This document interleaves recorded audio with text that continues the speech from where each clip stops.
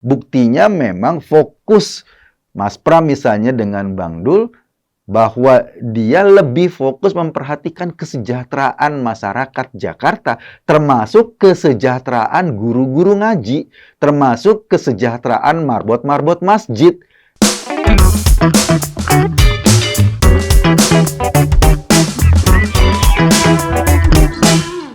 Siang ini, lembaga survei Carta Politika, pimpinan Mas Yunarto Wijaya, meluncing hasil survei berkenaan dengan Pilkada Jakarta. Menarik hasilnya. Memang pasangan Ridwan Kamil dan Suswono itu masih ada di puncak klasmen sementara. Angkanya lumayan, 48%.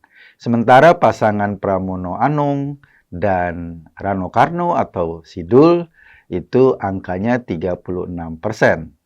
Sedangkan pasangan yang ada lewat jalur independen, Dharma Porengkun dan Kunwardana itu ada di angka sekitar 5%. Kalau dilihat dari angka-angka ini saja jelas pasangan Ridwan Kamil yang diusung oleh Golkar dan Suswono, kader asli PKS, itu signifikan angkanya 48%. Tapi coba kalau kita bandingkan dengan survei-survei sebelumnya. 2 minggu lalu atau 2 minggu sebelumnya sudah ada laporan survei terbaru dari LSI Jayadi Hanan, Lembaga Survei Indonesia, yang sudah mensurvei juga untuk kondisi Pilkada Jakarta. Pada survei waktu itu hasilnya 51% buat Kang Emil dan Pak Suswono, serta 28% buat Pramono Anung dan Rano Karno atau Sidul. Kalau kita bandingin, kelihatan kan ada tren penurunan dari suaranya RK dan Suswono, serta tren kenaikan yang signifikan dari suaranya Pramono Anung dan Sidul. Dari 28%, 2 minggu kemudian melonjak menjadi 38%, sementara suaranya RK dari 51% turun menjadi 48%. Kalau pola ini berlanjut, ini kayaknya bakal seru Pilkada Jakarta ini. Serunya kenapa? Serunya karena persaingan cukup ketat. Mungkin karena persaingan cukup ketat itu juga, dan ada tren penurunan yang signifikan dari suaranya RK. Kalau kita perhatikan di media sosial sekarang ini, mulai tuh ada usaha serangan signifikan yang dilakukan entah oleh siapa yang diserang atau yang mensasar Pramono Anung dan Rano Karno. Coba dengerin misalnya isu tentang program Maghrib, habis Maghrib mengaji, Jakarta mengaji, yang pernah dilontarkan oleh Ridwan Kamil. Program ini sebetulnya sudah dilontarkan oleh Anies Baswedan, sudah pernah pada saat Pilkada kemarin, lalu dilontarkan lagi oleh Ridwan Kamil. Oleh Pak Anies saya nggak tahu programnya sejauh mana. RK juga pernah melontarkan program serupa di Jawa Barat. Waktu itu habis Maghrib mengaji, dan kemudian kita nggak tahu juga bagaimana realisasinya. Emang sih agak membingungkan, kan habis Maghrib itu adalah waktu keluarga. Soal keluarga misalnya mau memilih mengaji, mau milih duduk bersama-sama reriungan di antara anggota keluarga, atau anak-anak itu belajar untuk persiapan sekolah besok, itu kan wilayah domestik keluarga. Saya nggak tahu dari mana kemudian tiba-tiba program ini dimasukkan menjadi program pemerintah. Responnya Mas Pram terhadap program itu sebetulnya bukan respon yang kontra.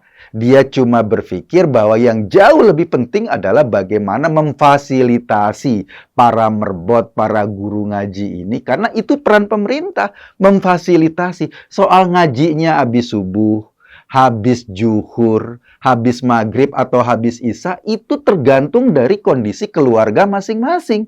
Kan beda-beda pengaturan waktunya. Nah, karena responnya seperti itu, lalu tiba-tiba ada air bah fitnah atau air bah isu, dibilang Mas Pram anti-Islam karena menolak program habis maghrib mengaji. Mengaji setelah maghrib. Lah, ini memang usaha-usaha untuk mendelegitimasi atau untuk melakukan serangan bertubi-tubi, tudingan menggunakan agama. Biasa kan Jakarta pernah punya pengalaman tuh tahun 2016-2017 ketika isu agama mendominasi Jakarta. Dan ingat pada saat itu masyarakat Jakarta terpecah belah, terpecah menjadi dua golongan, para pendukung Ahok dan para pendukung Anies, dan masing-masing saling gontok-gontokan. Sangat keras sekali.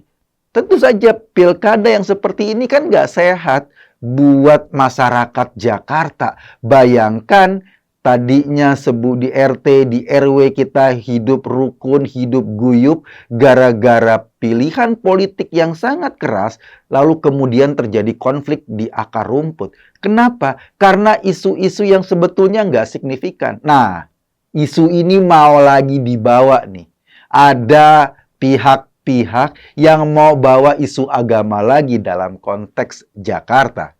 Ketika dikonfirmasi misalnya sama Mas Pramono Anung, beliau bilang bahwa dia tidak tertarik memainkan isu agama, dia tidak tertarik menjadikan agama sebagai alat tunggangan politik demi menarik suara-suara politik, apalagi dilakukan dengan cara fitnah atau dilakukan dengan cara menstempel orang anti-Islam, menstempel orang anti-agama. Itu sudah kuno. Itu biasanya dilakukan oleh orang-orang yang panik, orang-orang yang tidak bisa lagi mengembangkan ide-ide kreatif untuk pembangunan Jakarta. Ujung-ujungnya memainkan isu agama untuk mendiskreditkan lawan politiknya. Nah, isu ini lagi berkembang tuh.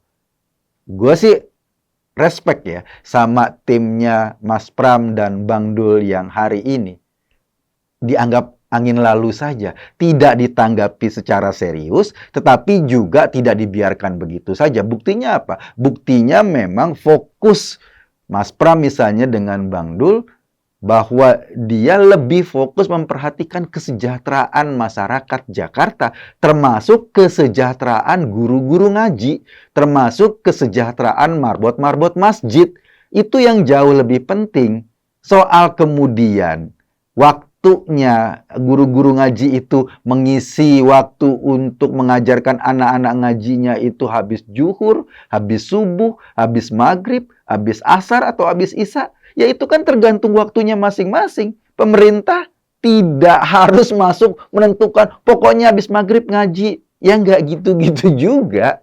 Nah ini yang mungkin membedakan. Kalau RK programnya habis maghrib ngaji. Seolah-olah setelah maghrib itu semua orang wajib ngaji.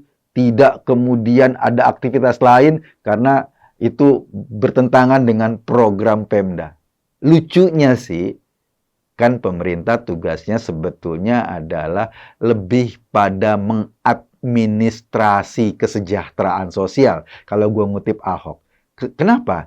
Karena pemerintah kan mengelola dana dari publik, pajak, dan lain-lain. Pemerintah Jakarta lebih penting untuk memperhatikan kesejahteraan masyarakat. Lebih penting memperhatikan kesejahteraan guru ngajinya. Lebih penting memperhatikan kesejahteraan marbot masjidnya. Ketimbang waktunya kapan mereka harus mengajar. Soal teknikal mengajarnya kapan, nah itu ya tergantung masing-masing dong. Karena kalau kesejahteraannya sudah diperhatikan, mau tidak mau, dia akan dengan riang, guru-guru ngaji itu akan dengan senang hati untuk menularkan ilmunya kepada anak didiknya dengan baik. Dan waktunya bisa kapan saja sesuai dengan kebutuhan antara para santri atau siswanya dengan gurunya. Itu yang terjadi sekarang. Karena itu mungkin untung saja masyarakat Jakarta sudah cerdas lah. Kalaupun isu ditempel-tempelin ini gara-gara menolak habis maghrib mengaji dianggap anti agama. Padahal logikanya nggak begitu. Padahal yang dibangun alasannya nggak begitu. Bukan menolak ngajinya, tapi menolak ditetapkan bahwa harus ngajinya itu cuma habis maghrib. Itu yang dikritisi, itu yang dianggap tidak sesuai dengan kebutuhan masyarakat. Bisa ada masyarakat yang ngajinya habis maghrib, bisa ada masyarakat yang ngajinya di waktu lain. Jadi cara-cara spin kayak gini memang menunjukkan cara-cara orang panik, menunjukkan cara-cara untuk mendiskreditkan lawan. Karena apa? Karena kondisinya barangkali ya kita nggak tahu kan, mungkin elektabilitasnya turun terus, mungkin suasananya tidak mendapat dukungan positif. Kalau soal elektabilitas tinggi kan wajar ya. RK kan sudah lama namanya digadang-gadang, tadinya di Jawa Barat mau masuk Jakarta. Wah, itu perdebatannya atau isunya sudah dibahas 2-3 tahun sebelumnya, atau dari awal tahun lalu sudah kencang sekali. Jadi nama Ridwan Kamil memang sudah sering dibicarakan oleh masyarakat Jakarta. Sementara Pramono Anung kan selama ini bukan tokoh yang sering tampil di publik atau memberikan statement kepada publik dalam konteks politik. 10 tahun belakangan dia lebih banyak kerja di belakang meja sebagai Mensekap atau Menteri Sekretaris Kabinet. Dia jarang tampil memberikan statement atau memberikan pernyataan di pers misalnya. Dia jarang tampil di TV. Fungsinya sebagai Mensekap adalah mengatur ritme pemerintahan agar semua kementerian bisa bekerja sesuai dengan bidangnya masing-masing, sesuai dengan targetnya masing-masing. Jadi fungsi-fungsi di belakang meja. Karena itu pengenalannya atau popularitasnya di Jakarta belum maksimal. Dalam survei terakhir Carta Politika masih sekitar 60-50 sekian persen. Beda sama RK yang pengenalannya di Jakarta sudah sampai mungkin hampir 90%. Wajar kalau orang yang sudah kenal 90% suaranya jauh lebih tinggi, karena kan tak kenal maka tak sayang. Sementara Mas Pram baru dikenal oleh 50 sekian persen warga Jakarta.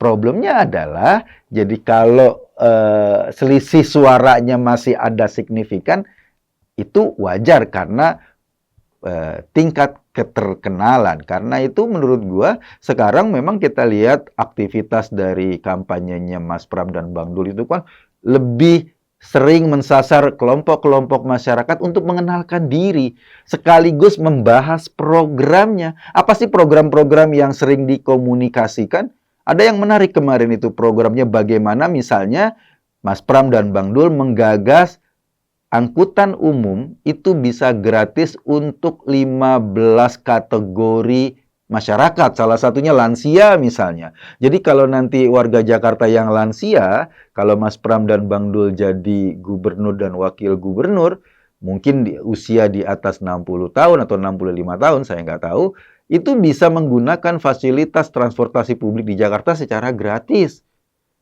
Warga yang miskin, yang mendapatkan bantuan PKH, prasejahtera dan lain-lain, itu bisa menggunakan angkutan publik secara gratis.